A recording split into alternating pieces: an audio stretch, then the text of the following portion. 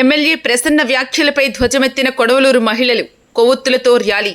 నెల్లూరు జిల్లా కోవూరు నియోజకవర్గంలో నల్లపరెడ్డి ప్రసన్నకుమార్ రెడ్డి, ఎమ్మెల్యే వేమిరెడ్డి ప్రశాంతిరెడ్డిపై చేసిన వ్యాఖ్యలను ఖండిస్తూ కొడవలూరు మండలం నార్త్రాజుపాలెంలో సుమారు 2000 మంది మహిళలు పాల్గొని కొవ్వొత్తులతో ర్యాలీగా నిరసన చేసి మానవహారం నిర్వహించడం జరిగింది.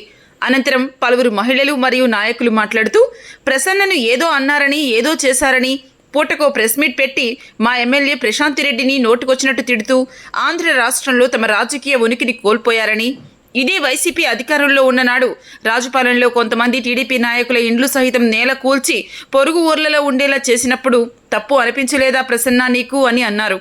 ఈ కోవూరు నియోజకవర్గం ఒకప్పుడు ప్రశాంతంగా ఉండిందని, అయితే దీనిని రణరంగంగా మార్చిన కారకుడు నల్లపరెడ్డి ప్రసన్న అని, ఇప్పటికైనా మహిళలపై అనుచిత వ్యాఖ్యలను ఆపి రాజకీయాలను రాజకీయంగానే పరిగణించాలి తప్ప వ్యక్తిగత విమర్శలు ముమ్మాటికి తప్పు అని హెచ్చరించారు. అందరికీ నమస్కారం. ఈ రోజు ప్రసన్న కుమార్ రెడ్డి మా ప్రశాంత్ రెడ్డి మీద చేసిన వ్యాఖ్యలు అసభ్యకరంగా ఉన్నాయి. అందుకని భారీ ర్యాలీ రాజపాలెంలో చేసాము. ప్రశాంత్ రెడ్డి గారి మీద చేసిన వ్యాఖ్యలు సబబు కాదు.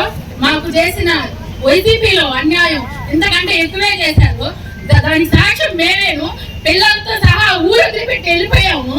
రాత్రులు కూడా మమ్మల్ని ఇంట్లో ఉండలేకుండా బిడ్డల్ని, చిన్న బిడ్డ 1 సంవత్సరం కాకతాలకే బిడ్డని 9వ తరగతి చదువుతున్న బిడ్డని ఊరు వదిలిపెట్టి తరివేశారు మమ్మల్ని.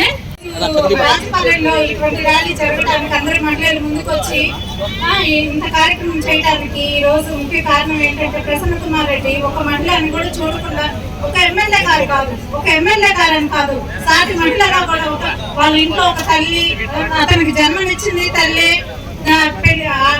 భార్య ఒక ఆడదే, కన్న బిడ్డ ఒక ఆడదే అని గుర్తు కూడా లేకుండా రాజకీయంగా ఎదిరించాలి అనుకుంటే ఎదిరించాలి. ఇంకా 4 సంవత్సరాలు ఉంది. తనని ప్రశాంతమని ఏమీ అనలేక, చేయలేక, చేసే అభివృద్ధి చూడలేక ఈ రకంగా ఇటువంటి వ్యాఖ్యలు చేయడం అనేది చాలా దారుణమైన కాండ. ఈ రాజకీయ చరిత్రలోనే ఇటువంటి సంఘటన ఇంతవరకు జరిగి ఉండదు. మాట్లాడే మాటలకి, చేసే విధానాలకి, గతంలో చేసిన వాటికి పొంతన లేని విధంగా ఈ రోజు వైసీపీ నాయకులు ప్రవర్తిస్తున్నారు. ఏమయ్యా ప్రసన్న కుమార్ రెడ్డి, నువ్వు తెలుగుదేశం పార్టీలో ఉన్నప్పుడు మేము కాంగ్రెస్ పార్టీ అధికారం వదిలిపెట్టి వచ్చిన కరగడమని నీకు గుర్తున్నాడా?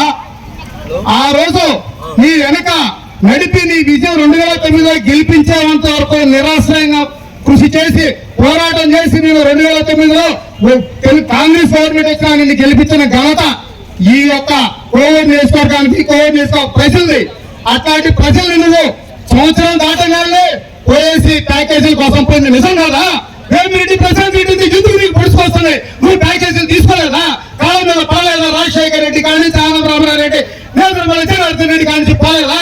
నీతో నడిచినప్పుడు నీ ప్రధానం చనిపోతే ఆ రోజు నేను వెళ్ళా. ఆ రోజు నీ సభ, నీ ప్రధానికి సన్మానం జరుగుతా ఉంటే సంతాన సభ, ఆ రోజు నీ పక్కనే నిలబడిన ప్రసన్న కుమార్ రెడ్డి గుర్తించుకో. ఆ రోజు నేను అడిగా, ప్రసన్న ఏమన్నా నువ్వు స్టేజ్ ఎక్కలేదంటే నా ప్రత్యర్థులు పైన మళ్ళీ నేను వాళ్ళతో ఎలా ఎక్కేది అని ఎవరైనా అంటే ఆనవాళ్ళని చెప్పావు, నేదురుమన్నావు చెప్పావు.